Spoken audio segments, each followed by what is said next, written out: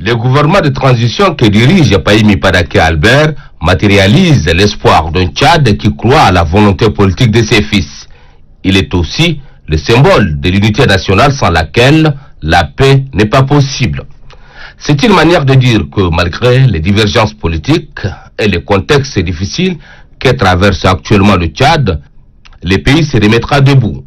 Le Tchad que nous voulons de tous nos voeux doit se construire avec la participation de tous ses fils. L'actuelle équipe gouvernementale de transition est sans nul doute la représentativité de toute la nation tchadienne. Cela est une assurance, voire une fierté nationale pour tout Tchadien épris de paix. Ainsi, le chemin vient d'être tracé. Instaurer un dialogue national inclusif afin de réconcilier les Tchadiens avec leur pays est la principale mission de cette équipe gouvernementale. Pour y arriver, membres du gouvernement, acteurs de la société civile, leaders politiques, ceux de la diaspora et bien d'autres, chacun doit apporter sa pierre à l'édifice.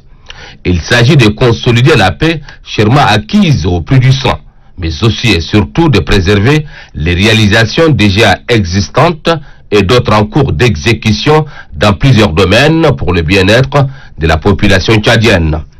Le Tchad moderne, construit par notre héros national qui n'est plus de ce monde, est un bien commun qu'il faut jalousement préserver.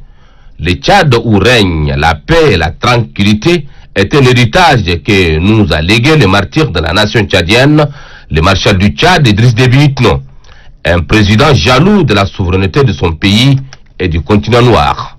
Donc, la réussite de ce gouvernement nous interpelle tous sans exception. Chacun de nous doit se soumettre à un examen de conscience pour qu'ensemble nous relèverons les défis qui planent.